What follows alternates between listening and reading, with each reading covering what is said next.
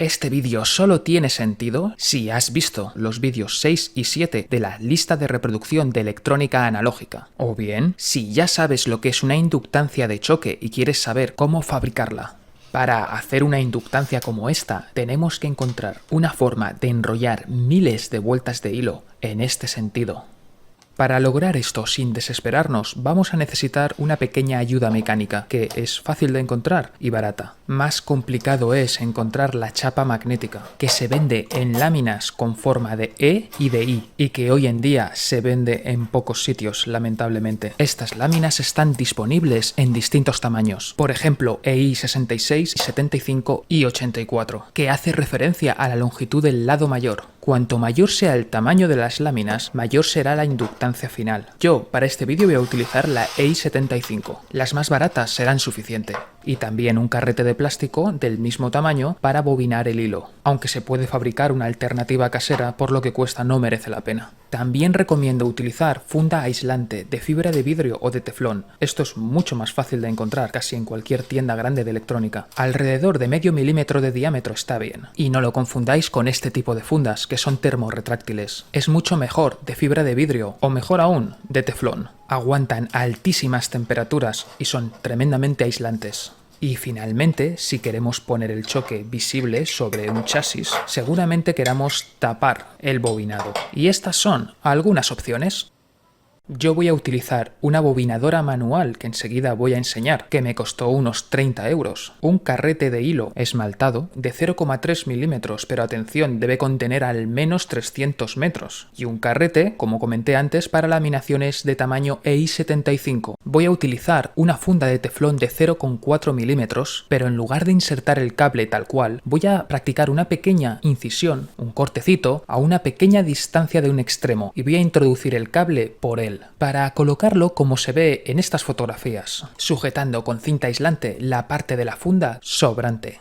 Empezamos bobinando despacio, sobre todo la primera vuelta. Lo ideal es bobinar de forma que cada vuelta de hilo caiga exactamente junto a la anterior. Como se ve aquí, lo que pasa es que esto da un trabajo de la leche. Imaginar 3000 vueltas así. Conviene hacerlo un poco más deprisa. Y esto es lo que nos permite la bobinadora. Pero debemos centrarnos en que el hilo no avance y retroceda demasiado en cada vuelta. Y esto llevará necesariamente un poco de práctica. Bueno, voy a mostrar una ida y vuelta en tiempo real sin ningún corte para que percibáis más o menos el tiempo que a mí me lleva hacerlo. Es recomendable intentar conseguir una velocidad más o menos constante con la mano derecha, que es la que acciona la manivela, lo que nos va a ayudar a ser mucho más precisos a la hora de guiar el hilo con la otra mano. También ayuda utilizar un guante en la mano izquierda, la que guía el hilo, porque yo ahora mismo me estoy quemando la punta de los dedos por la fricción del hilo. Para hilos delgados de este grosor se puede soportar, pero para hilos más gruesos es casi indispensable utilizar unos guantes. Y a partir de estos consejos, lo mejor es practicar. A algunas personas les costará poco hacerse con ello y a otras les va a costar más, pero si es tu caso, que no te haga desistir. Bueno, estoy llegando al final de la vuelta completa, he ido y he regresado a la parte izquierda del carrete y así continuamos hasta que llenemos el carrete, hasta que no quepa más hilo. Pero es muy importante que el hilo no sobresalga o no podremos colocar las láminas magnéticas. Yo suelo utilizar una regla metálica que coloco sobre las paredes del carrete y asegurarme que el hilo no la toca, ni siquiera de cerca. A no ser que estéis de muy buen humor, no os recomiendo cortar todavía el hilo, sino asegurarlo primero con un poco de cinta. Yo, por ejemplo, utilizo cinta de carrocero, que es muy fácil de cortar a mano y es perfecta para este tipo de cosas. El objetivo aquí solo es sujetar temporalmente para que cuando cortemos el hilo no se deshaga parte o incluso gran parte de lo último que hemos bobinado. Hecho esto, ya podemos cortar con total tranquilidad. Y vamos a hacer a un lado el carrete grande, porque de momento hemos terminado con él. La cinta de carrocero está muy bien para sujetar, pero como aislante definitivo prefiero otros. Así que con cuidado de que no se suelte, levanto un poco la cinta de carrocero y la voy a sustituir por otra cinta de poliéster. Necesitamos una cinta que sea aislante eléctrico, pero también que soporte altas temperaturas, por lo menos 100 grados Celsius. y las típicas cintas aislantes de ferretería no suelen cumplir con este requisito. Yo utilizo una cinta aislante de poliéster bastante delgada, de solo 0,06 milímetros de grosor, disponibles en varias anchuras distintas. Yo, por ejemplo, utilizo 3 anchuras distintas para poder adaptarme lo mejor posible a la anchura del carrete que tengo que aislar, porque lo suyo sería tener el aislante cortado a medida para la anchura del carrete. Esto es caro porque tenemos que hacer pedidos por lotes grandes, si no nadie nos lo va a cortar a medida. Yo he conseguido superar este escollo utilizando varias anchuras diferentes. He utilizado la más ancha que tengo y ahora para el hueco que me queda por cubrir voy a utilizar otra cinta que es exactamente la misma pero mucho más estrecha y va a quedar una pequeña zona solapada, pero en general bastante bien. Claro que tendremos que esforzarnos un poquito más que si dispusiéramos de un aislante perfectamente cortado, pero bueno, me gustan las soluciones creativas y en este caso supone un ahorro. El hilo de cobre utilizado en inductancias y transformadores está recubierto de un aislante. Es un esmalte que impide que se produzca un cortocircuito entre el hilo y el resto de los hilos que lo rodean. Aunque es un poco tedioso, se puede quitar con un cúter o mucho mejor aún con papel de lija. En algunos cables se puede retirar con el soldador, pero no lo recomiendo porque despide un olor desagradable y lo que es mucho peor, este recubrimiento es tóxico, aunque parece que esto no le importa a muchas personas. Mi recomendación, si decides hacerlo, y en cualquier caso trabaja siempre con buena ventilación. Esta pieza, que puede hacerse de cartón duro o simplemente pegando 2 trozos de cartón de cualquier envase, nos va a servir para sujetar los cables y evitar que se suelten en caso de tirar de ellos. Es una solución sencilla, barata y muy eficaz. Basta con hacer 4 agujeros por donde podamos introducir los cables que van a conectar los hilos del interior de la bobina al exterior. Cada cable entrará por un agujero y saldrá por el que tiene enfrente, de arriba a abajo. Hay que estañar las puntas de estos nuevos cables y también los extremos raspados de los hilos de la bobina, soldarlos juntos y finalmente sujetar la pieza de cartón a la bobina. ¿Vamos bien, no? Pues no tanto. En este vídeo he cometido al menos 3 errores a propósito, para mostrar cómo solucionarlos y evitar más fácilmente que los cometáis vosotros. Creo que se aprende mucho más de los errores que de los modelos a seguir, y no solo de los errores que nosotros mismos cometemos, también de los errores que vemos cometer a otros. El primer error que he cometido es hacer la terminación de la bobina en lugar de aquí, en el lado opuesto a la entrada, lo que me ha obligado a pasar el hilo por el lateral hasta la pieza de cartón que está en el otro lado. El segundo error es dejar los hilos demasiado largos. Puede dar una falsa sensación de seguridad. Podemos pensar que ante cualquier problema tenemos margen para recortar. Y el tercer error es que el hilo de salida no lleva funda, como sí que puse a la entrada.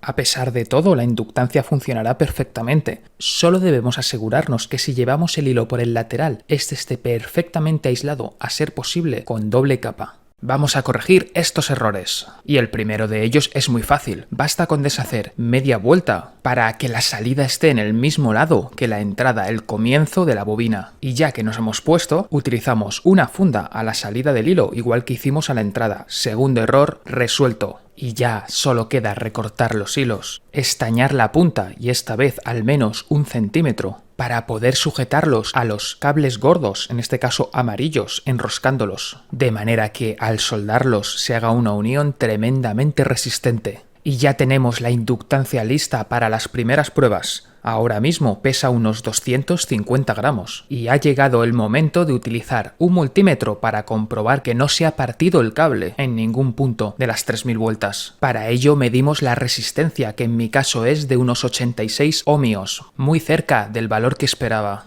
La inductancia ahora mismo es de solo 235 milihenrios, un valor bajísimo para lo que nosotros necesitamos, pero es el valor esperado y nos indica que la inductancia está bien hecha. El motivo del valor tan bajo para la inductancia es que todavía no hemos colocado la chapa magnética. Cuando lo hagamos, el valor de la inductancia se multiplicará por un valor entre 35 y 40. Pero esto tiene un coste que se llama saturación, algo de lo que hablaré en futuros vídeos. De momento voy a mostrar cómo evitarlo. Debemos colocar todas las láminas con forma de E a un lado, como ya he hecho, y todas las láminas con forma de I, las que tengo en la mano ahora mismo, en el otro. Pero no es del todo fácil, porque es complicado mantener todas las Is juntas en un solo bloque. Se separan con facilidad, se caen por todas partes y bueno, no es muy divertido. Así que vamos a hacer esto. Vamos a dar la vuelta a la primera y la última de las láminas E que ya están colocadas. La primera costará un poco sacarla y a partir de ahí hay que tener cuidado porque a la mínima se nos salen todas.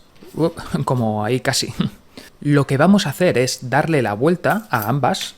Bueno, aquí había dos, no pasa nada. La apartamos un momento. Vamos a darle la vuelta a las dos y las vamos a colocar así, formando un canal entre ambas. Y la que sobraba la vamos a volver a meter por el otro lado, que es donde estaba. Y vamos a compactar un poco. No hace falta esforzarse mucho en este punto, pero compactamos un poco todo el bloque. Y vamos a ir a buscar un folio de 80 gramos por metro cuadrado, donde vamos a recortar un trozo más o menos del tamaño del canal. Y sobre él vamos a colocar el bloque de Is, que ahora es mucho más fácil de manejar porque se va a quedar atrapado entre las dos láminas E invertidas. Calcular el grosor exacto que hay que introducir entre las láminas no es nada fácil. Tal vez enseñe cómo en un futuro vídeo. De momento puedo asegurar que esta inductancia funciona perfectamente en amplificadores a válvulas de entre 5 y 15 vatios por canal, salvo tal vez algún diseño poco convencional. Si tienes duda, deja un comentario con el equipo en el que lo quieres utilizar y te daré mi opinión. Para terminar voy a tapar el bobinado porque voy a montar esta inductancia sobre un chasis. Para ello voy a utilizar estas dos tapas negras, pero antes en los huecos que han dejado las Es invertidas voy a colocar dos láminas I, una delante y otra detrás, claro. Lo que pasa es que va a ser un poco difícil de mantenerlas en su sitio hasta que no las fijemos, por ello hay que sujetarlas con mucho cuidado y aún así probablemente se caerá. Ahí está. Los tornillos pueden ser de acero inoxidable, aunque yo a veces utilizo los de latón, porque no son ferromagnéticos y porque son mucho más fáciles de cortar a medida que los de acero. En cualquier caso, los he aislado con una funda termorretráctil de color verde. Esto debería ser la norma, sobre todo con tornillos de acero. El tornillo no debe estar en contacto con el núcleo magnético.